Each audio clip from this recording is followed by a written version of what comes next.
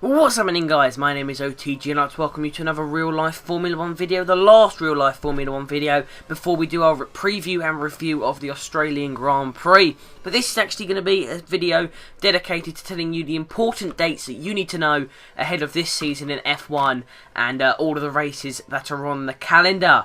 But before we start the video, I'd just like to say thank you all for getting me to 150 subscribers. I will be doing a competition on Sunday, so keep an eye out for that. Probably be a simple one. You will be able to win some prizes on Xbox and PS3. But now onto the video. Now obviously our first race weekend is Australia. The 15th of March to the 17th of March. 17th of March is St Patrick's Day. Big day for everyone. F1 is back in town. One of my favourite days because I'm so excited just to get it started. We're a day away from the first practice. Well, a day away when you think about it. They start doing a little bit of stuff on tomorrow. This is when they start getting their engines ready and stuff. So we're one day away from this on the day. Where the practices start though on the 15th of March, if I'm correct. So Australian Grand Prix, 17th of March is the race day. Malaysian Grand Prix, we have March the 22nd and 24th, which I believe is actually the week after. So we have one after the other, which is pretty good.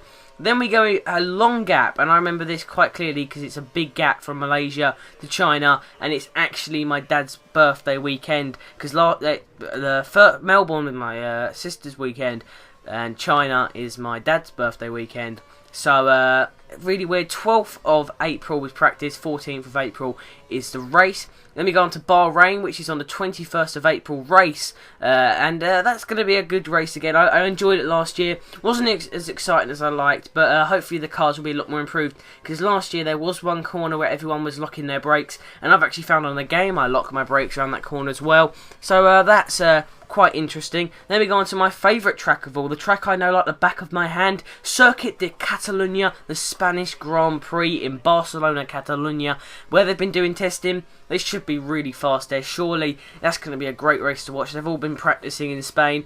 Really good. That is the 12th of May. So we've got to wait all the way till May to get Catalunya.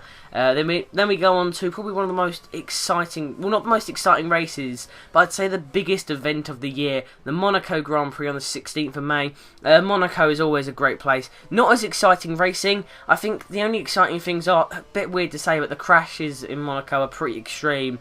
So that's something that's quite exciting, but the racing is very much like, you might get one or two overtakes, not really crucial. It's all about the pit stops and strategy in that race. Quite hard for the teams, but to watch, it's not the most exciting race. We then go on to Canada, one of my favourite tracks as well to watch. Lewis Hamilton won there last year. If you remember, I think we had 7 different winners in 7 different races last year. I doubt we're going to get that this year, but it could happen. Could you imagine if we had a different winner on every single race? That would just be unbelievable, but I doubt that's going to happen with the quality of drivers we have. But we do have Canada on the 9th of June. We've got to wait all then. But then we come to my home country, and most of yours home country that's listening to this in English, unless of course you're Spanish and you speak mild English, Chinese, Japanese, any sort of whatever the word is, coronation. If you're a country in the coronation, then yes, hello, good to you. If you speak, I can speak a bit of Spanish if you want. I can say English. I didn't take note in Spanish lessons. But yeah, the British Grand Prix comes to Silverstone on the 30th of June. Formula 1 comes to the Great of Britons, as we like to. We are the greatest Britons. Hopefully we'll be seeing a British winner there. Remember though, guys, as we're going halfway through this video, just remember, stay tuned to my channel because I'm going to be giving you absolutely everything that goes on over the race weekends. From the days of the 17th of March all the way to November 24th. Which is going to be a long time, but I will be giving you everything I can, and it doesn't matter if I get partnered, it doesn't matter what happens, even if I feel like I'm going to be sick, I will give you the information. If I've got to wake up at 6 o'clock in the morning on a Saturday on my own free time to watch an Australian Grand Prix qualifying, then I will do so. Thank you, Formula 1. Great timing for us Brits. So we go on to Germany, another great track, normally a great track. I mean, we're in the Nürburgring. Don't really like the Nürburgring. I don't really think anyone does. I mean, I don't really enjoy it. I prefer Hockenheim. I think most people do, but they obviously switch around. I was hoping they'd just take Hockenheim continuously. I don't like the Nürburgring as a track. I don't like the fact that all the cars, like racing cars, get tested there just for speed, and I just don't like watching the race. So, I'm sorry if you like the Nürburgring. I don't, but that's on the July 7th. Probably not going to enjoy that race as much. But I don't mind actually Hungary Grand Prix. The 28th of July, that's going to be a good race. Quite a slow track, but it can get interesting and very good. We go on to the fast-paced Spa, and the next two lap tracks are very good until we go into Asia. The last track, of course, is in last two tracks in Europe. Belgian Grand Prix, didn't see much of it because I did get a little bit annoyed that Lewis Hamilton got knocked out. That was pretty annoying on my half. I mean, the way that he just went around the first corner, got smashed into by a lovely Romain Grosjean, and obviously Fernando Alonso was affected by that. I don't think many people like Grosjean's driving style at the moment, but the Belgian Grand Prix on the 25th of August, going to be interesting. I can't wait to watch that. We go on to the Italian Grand Prix now at Monza, one of the most special races for all of the F1 fans, because of course on the 8th of September we go back to school around that time, so that's an interesting one. But yeah, I think quite a weird,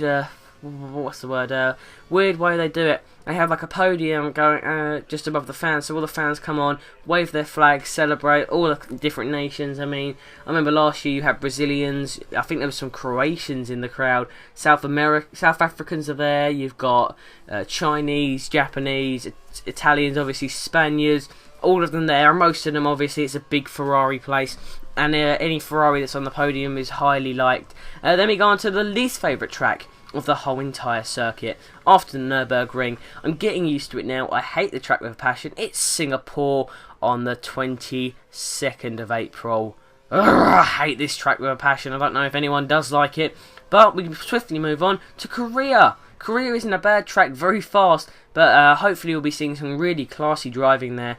Gets a bit duller in these two next races as well. Japan, the racing doesn't get as exciting. I find these two tracks to be quite boring and not very entertaining, but they're definitely tracks, and I'll give them that one. 13th of October. We go on to India though on the 27th of October. I like it, India actually. Really fun track to drive on the game. Really fun track to watch, and really good races to watch around there. Hopefully in the future it will become a contender for one of the Belgians and the Italians and become a historic track to go to.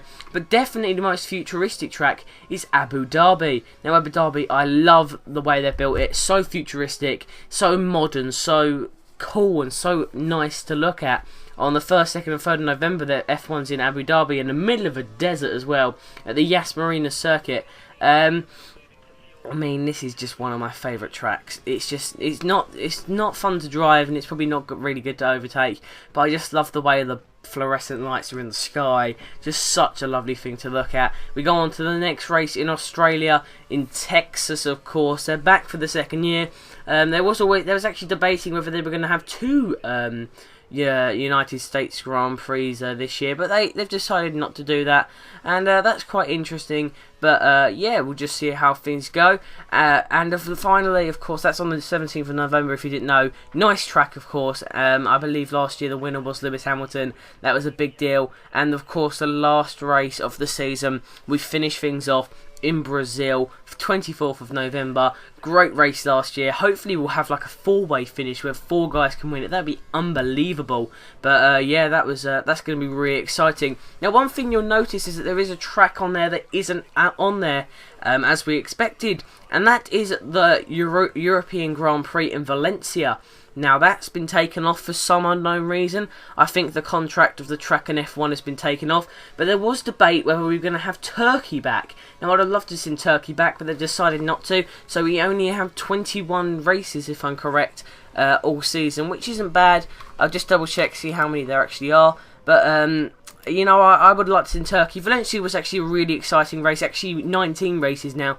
I think there was another track taken on. I'm not 100% sure. You'll have to search it up yourself. I can't remember. I think there might be. I could double check, but I'm not too sure, to be honest. But yeah, I think that's the only track that's been taken off is the Valencian Grand Prix. But that is, guys, your important dates to know. Obviously, European Grand Prix taken away and none added. Hopefully, though, they might bring in a second United States Grand Prix. That would be nice. I think it was meant to be in... I'm trying to think what it's called. San Diego, I think it was. San Diego, that's it. It was San Diego, where they were considering a street track. It was. They were planning out some places. But yeah, that would be nice to see. Let's hopefully get some good racing this year. Everyone's excited. 15th to 17th of March, Australian Grand Prix, sponsored by Rolex. Guys, just like to say thank you for watching. My name is OTG. Just so you know, the gameplay in the background is too overrunning, so I hope you enjoyed that. My name is OTG. I'll see you guys in whatever my next video is. Bye, guys.